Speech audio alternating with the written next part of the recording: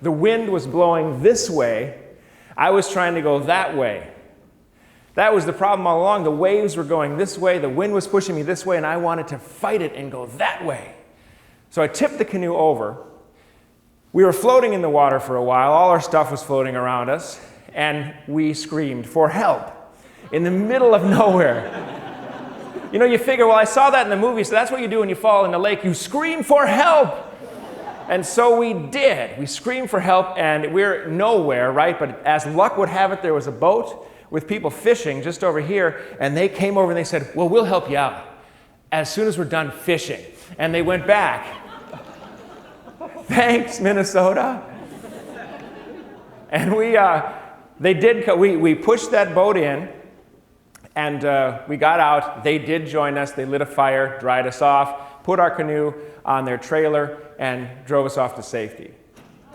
Now, I learned a lot that day, because by that point, it was totally dark, and we never would have made it around that 5-ring of lakes. That wind had picked up so much and was pushing us that direction. I was insisting on going this direction. I was determined to get there. But the wind insisted harder and pushed me that way. And that day I learned a big lesson that I think about all the time.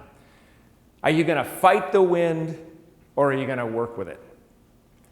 Change is going to happen to you. We don't like that, but change is going to happen to you. Things beyond your control are going to control you and your destiny sometimes. We hate that, though. But it's a fact of life, and the wind does pick up and pushes you off course.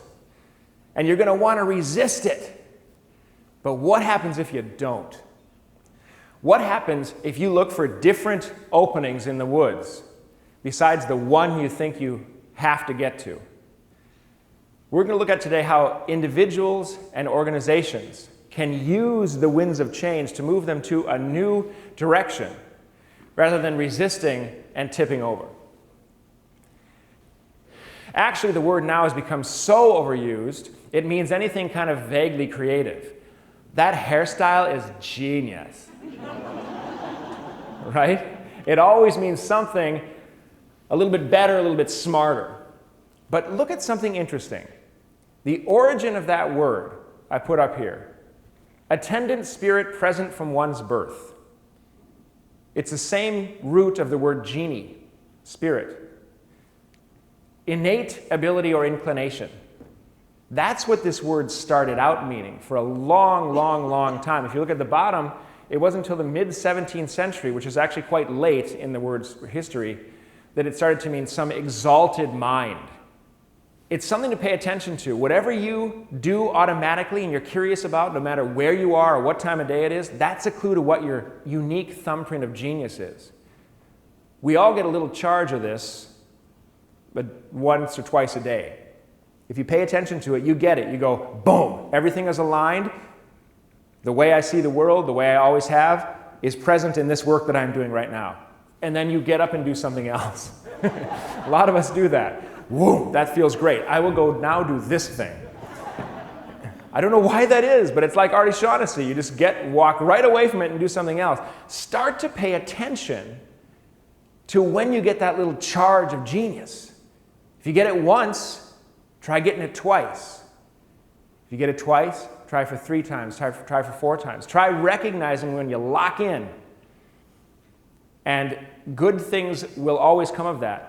Because here's the thing, if you can recognize it in yourself, it's much easier to recognize it in other people. Unless you're a professional actor, there's really no need, there would have been no need for you to imagine a whole character over here and then inhabit that character and play it. You just sort of do your stuff during the day. Your mom, you're at the job, you do the things I just described naturally. But you actually can visualize yourself as a character over here and then step into that and play that role on purpose. Let me tell you what happened at this interview. I'll show you what happened at the interview. I went in and it was like the strangest interview. It was just a group of people interviewing me. So it was the principal, the assistant principal, the head secretary, the head of the department, and 3 students. And I thought, okay. And they asked me some really interesting questions, like, David, What's your relationship with your father like? I don't know. He was a teacher. I don't know. Good. Does anybody else have anything? Hi. Do you have a girlfriend? Because this is a really hard job, and it'd be really hard for you to have a girlfriend. So I'm just wondering if you had one or anything. David, how do you feel about working in a Catholic school? I had no idea it was a Catholic school. So I said, well, how different could it be from a public school? So I don't know why. I didn't know how to build, I didn't know how to teach, I didn't know how to direct plays, but for some reason, they hired me. Now, they hired me and I had the best time, but here's the thing, I needed to imagine myself as a teacher at that point. I needed to create the character that was the ideal teacher with attributes and skills that I thought would be great in a teacher, and then embody that. And that's exactly what I did. It felt awkward at first, but after a while it became the reality, and I became a pretty good teacher. I learned how to direct plays and to teach classes and to build sets like crazy, and I was totally engaged in my work. Anything can happen.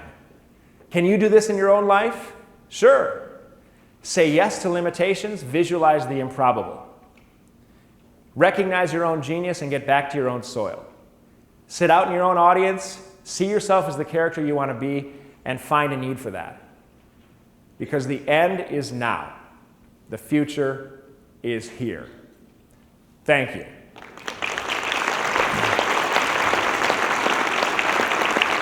Thank you very much.